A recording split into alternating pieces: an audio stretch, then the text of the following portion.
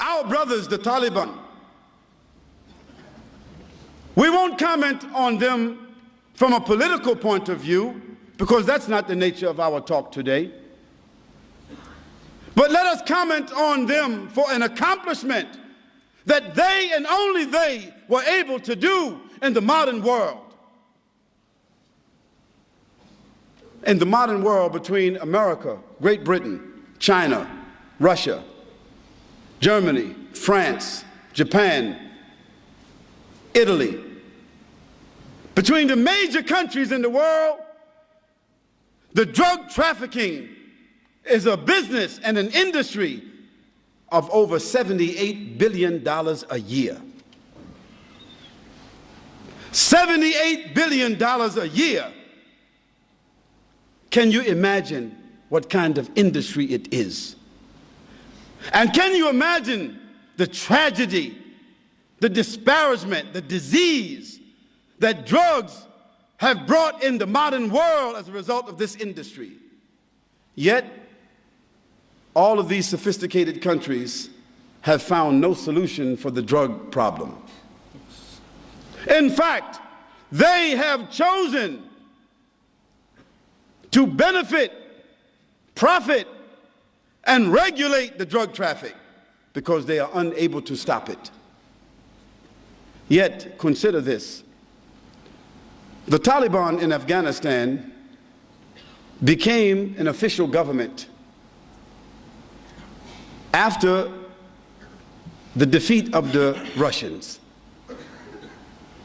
And at that time, Afghanistan was the major theater, corridor in the world for drugs. 61% of all of the heroin of the world was produced between Afghanistan and China.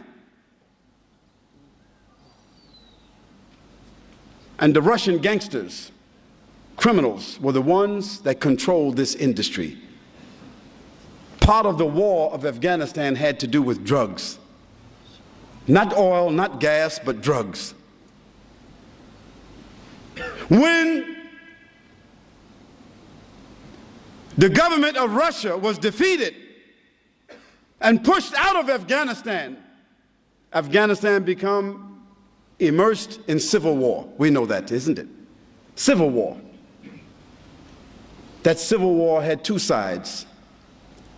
The atheists, the socialists, the communists among the Afghanis, and the Muslims who wanted to follow the Quran and the Sunnah. The North, the Northern Alliance, who themselves were related to the Russian gangsters, who were mostly Muslims who had adopted socialism, atheism, who themselves were criminals. They wanted to continue the enterprise of drugs after the Russians moved out. They wanted to continue the industry of prostitution, gambling, all of this here. And the Muslims said, no, we won't continue that. We want to establish Islam. And they began to have wars between them. One of the groups that were insisting upon the Quran and the Sunnah were called the students. In the Arabic language, the students is Talib or Taliban. And on one occasion, those atheists, socialists, communist Afghanis, those criminal Afghanis, they entered some villages and they raped the women. And some of those women escaped. And they ran to seek protection with those students. And those students, they sought to get a fatwa from their shuyukh. What should we do about these Muslims who did this act? Those scholars said they should be punished. They are criminals, and the hukum is to find them and kill them as criminals. Those students then took their weapons and gathered themselves together as a group and called themselves the Taliban, and they began to seek the honor of those women who were raped. And they went from village to village, town to town, until in a 2-year period of time, they conquered all of Afghanistan. 2 years. They conquered all of Afghanistan except only 19%. 80% of Afghanistan they conquered in 2 years. Who were they? They did not have sophistication. They were walking, riding donkeys and horses, fighting on foot, fighting for the honor of their women, for the honor of their country, for the honor of Islam.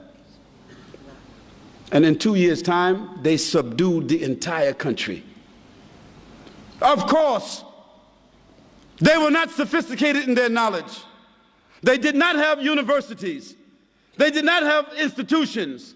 Even in most of Afghanistan, there was not a standing hospital. But they established what they called the Islamic Emirate of Afghanistan. The only standing Islamic Emirate in the world at that time. Yes, they were ragtag. They were not sophisticated. But they had honor and love for Allah subhanahu wa ta'ala inside their hearts. And we don't know, as Muslims, we don't know any connection with the Taliban to September the 11th. So let's be clear about that. We don't know, we don't have any evidence or any proof that they had any connection to that, except that they would not give up their brother, Osama bin Laden. We don't make any comments about what happened because we don't know. But we don't indict people without evidence. And we certainly don't indict a country because someone is living there whom someone else feels is indicted. But let me get back to the issue.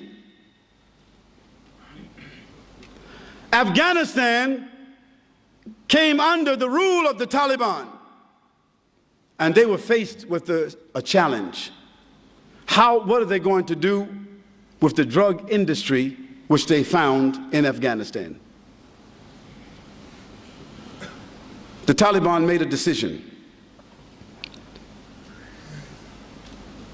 From a point of honor, from a point of morality, a point of dignity and decency, from a point of Sharia, they could not support and allow drug trafficking to exist in Afghanistan. So what did they do?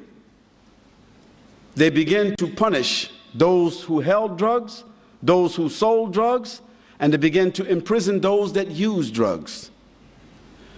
Then they gave an option to the farmers who were the growers of poppies in Afghanistan, the major crops for drugs, isn't it?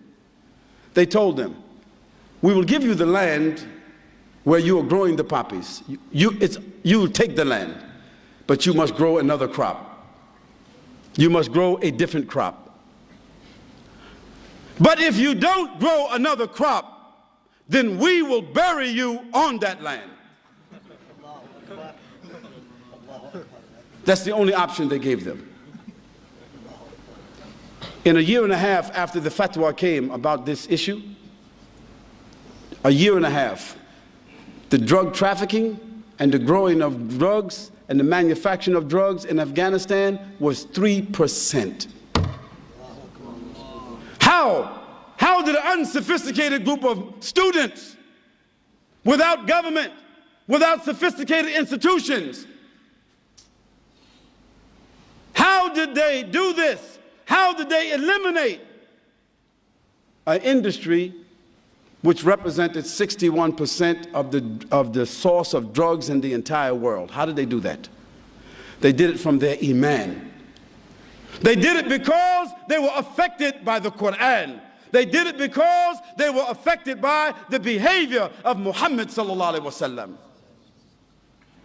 And this is why I say, as an example, that Islam, and only Islam, has the properties by which to affect the human being's consciousness, to design and regulate his morals, and even to regulate governments, so that even governments themselves are forced to adhere to rules of decency and dignity.